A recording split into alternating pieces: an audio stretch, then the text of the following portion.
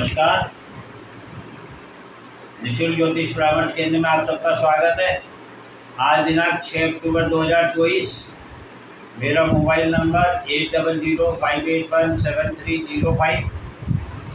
आप लोगों की कोई भी समस्या हो तो आप व्हाट्सएप पर अपनी समस्या, अपना नाम, अपना जन्म स्थान, जन्म समय, जन्म दिनांक लिखकर भेज सकते हैं।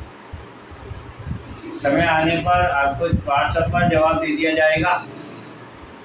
दूसरा निवेदन है, इस चैनल को सब्सक्राइब करने की आवश्यकता नहीं है।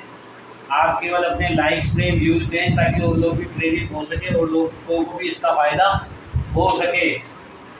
12 सितंबर 2024 तक के सभी सवालों का जवाब दे दिया गया है। फिर भी किसी का रह गया हो तो आप पुनः भेज सकते हैं, आपको प्रायोरिटी पर ले लिया जाएगा। जैसे कि हमारी चर्चा 30 मार्च 2025 को ब्रह्मांड में बनने वाले ग्रहों के गोचर प्रभाव पर चल रही है। काफ़ी लंबे समय से हम चर्चा कर रहे हैं, क्योंकि ये बहुत महत्वपूर्ण स्थिति है जो एक युग परिवर्तन को दिखा रही है। हमारे महान ज्योतिषाचार्य, विद्वान, भविष्यवक्ता, ज्ञानी, विज्ञानी सभी लोग हमें बार बार आगाह कर रहे हैं कि आने वाला समय बहुत बड़े परिवर्तन को दिखा रहा है। इसलिए हमें इन ग्रहों के इस प्रभाव को समझना है, अपने आप को सुधारना है, उन ग्रहों के प्रभाव से प्रभावित होना है और उसे अपने लिए शुभ करना है। इसीलिए हमने इतनी लंबी चर्चा की। इस विषय में आज हमारी ये आखिरी चर्चा है। कल से हम किसी और विषय पर चर्चा शुरू करेंगे। जैसा कि हम जानते हैं कि प्रकृति में जितनी भी स्थितियां हैं, परिस्थितियां हैं, जो कुछ भी हमें उपलब्ध है, यह सभी देने का कार्य करती है, लेने का नहीं। सबसे मूल स्वरूप यदि हम जाने, मूल कारण, मूल तत्व जाने, तो वह यह है कि ये सभी प्रकृति की उपलब्ध वस्तुएं, उपलब्ध संसाधन हमें प्रकृति के द्वारा जो प्राप्त होते हैं, ये ब्रह्मांड के द्वारा हमें दिए जाते हैं। जैसे कि सूर्य हमें प्रकाश देता है, ऊर्जा देता है, कार्य करने की क्षमता देता है, आत्मविश्वास देता है। चंद्रमा शीतलता देता है, सुकून देता है, शांति देता है। बुध जो है वाणी देता है, कम्युनिकेशन देता है। गुरु ज्ञान, धर्म, संस्कार देते हैं। मंगल जो है रक्षा देते हैं।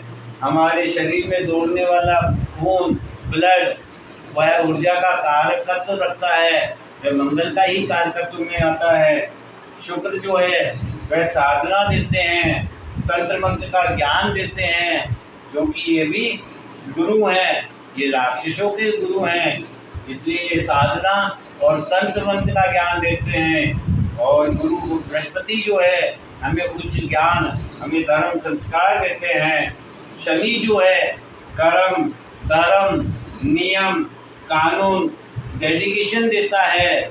वह ये सिखाता है कि हमें अपने जीवन में डेडिकेशन कैसे लाना है। प्रकृति में वनस्पति को यदि हम देखें तो जितने भी पेड़ पौधे हैं, ये हमें फल, सब्जियां, औषधियाँ ये सभी देते हैं, लकड़ी देते हैं। पहाड़ जो हैं वह हमें पत्थर, मिट्टी, कंक्रीट देते हैं। नदी जल देती है, भूमि खनिज पदार्थ देते हैं। तेल, गैस, कोयला ये सभी हमें भूमि से प्राप्त होता है। अर्थात प्रकृति में जितनी भी प्रकृति के द्वारा निर्मित ब्रह्मांड में ग्रह, तारे, सितारे, पेड़ पौधे, जल, भूमि, आकाश, ये सभी हमें कुछ ना कुछ प्रदान करते हैं। ये हमसे कुछ भी लेते नहीं हैं। तो प्रकृति का पहला नियम तो यही है कि आप देना सीखें, ना कि पाना। देने वाले को ही हमेशा बड़ा माना गया है, पाने वाले को छोटा माना गया है। तो आप अपने भावनाओं को देने की बनाएं, अपनी कार्य क्षमता को इस तरीके से तैयार करें कि आप प्रकृति के द्वारा निर्मित मानव को विकास दे सकें, विकसित कर सकें, सहायता कर सकें। इस प्रकार से हमें अपने आप को बदलना होगा, तभी हमें परिवर्तन का सही लाभ मिल सकता है। इसको यदि हम अपने जीवन से देखना चाहते हैं तो हमें बच्चे को देखना होगा, क्योंकि केतु जो है उस दिन 6 नंबर कन्या राशि में उपस्थित है, जिस पर 8 ग्रहों की दृष्टि है। और ये केतु मूल है, जड़ है और पूर्व जन्म का कारक ग्रह है, अर्थात यहीं से काल पुरुष की कुंडली का पहले भाव का पहला नक्षत्र केतु का ही होता है, जहाँ से बच्चे का जन्म होता है। तो यदि हम प्रकृति को मानव की दृष्टि से देखना चाहते हैं, समझना चाहते हैं, तो बच्चे के स्वरूप को हमको जानना होगा। एक बच्चा जो कि किसी से भेदभाव नहीं रखता है, वह बच्चा विश्वास रखता है और उसका विश्वास इतना अटूट है, इतना मजबूत है कि जब आप उसे हवा में उछालते हैं तो वह बच्चा गिरने के डर से डरता नहीं है, रोता नहीं है, बल्कि वह हंसता है, मुस्कुराता है और खुश होता है। और उसकी उसी हंसी को, उसी खुशी को देखकर हम खुश होते हैं।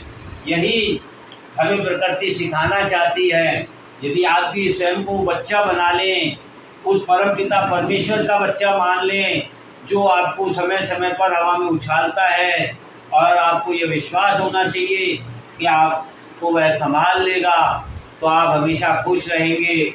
आप उसके उछालने पर, उसके द्वारा जिस प्रकार से भी आपको वो रखता है, वह सुख है या दुख है, इसकी अनुभूति को भूलकर आप यह माने कि ये मेरे पिता परम पिता द्वारा मुझे उछाला गया है, मुझे इसमें खुशी महसूस करनी है, हंसना है, तो वह पिता भी, वह परम पिता परमेश्वर भी आपसे खुश होगा, आपको नुकसान नहीं पहुंचने देगा। जैसे आप अपने बच्चे को नुकसान नहीं पहुंचने देते हैं, आप अपने बच्चे को गिरने नहीं देते हैं, ऐसे ही वह आपके परम पिता परमेश्वर आपको भी नहीं गिरने देंगे। ज़रूरत है आपको हंसने की, मुस्कुराने की, खुश होने की, उस परम पिता परमेश्वर पर विश्वास करने की। जब आप ये विश्वास करते हैं तो आप में प्रेम, प्यार और सद्भाव की भावना उत्पन्न होती है, क्योंकि एक बच्चे के स्वरूप में कोई द्वेष, कोई ईर्ष्या, कोई शत्रुता नहीं है। वह केवल प्रेम करना जानता है, वह केवल प्यार करना जानता है। एक बच्चा केवल सभी के प्रति सद्भाव रखता है, विश्वास रखता है। तो यदि हमें इस परिवर्तन को समझना है, इस केतु पर जो 8 ग्रहों की दृष्टि है उन्हें समझना है, तो हमें स्वयं को बच्चा मानना होगा, उस परम पिता परमेश्वर को, ईश्वर को हमारा पिता मानना होगा, उसमें विश्वास करना होगा, और दिए गए उसके द्वारा जो भी हमारे कर्म फल है उन्हें हंसी खुशी हमें स्वीकार करना होगा। तभी हमारा जीवन सफल हो सकता है और तभी वह परमपिता परमेश्वर हमारी सहायता कर सकता है। इसका यही सारांश है। ये सारांश आज पूर्ण होता है। अब हम कल से किसी नए टॉपिक पर चर्चा शुरू करेंगे। जय हिंद, जय भारत।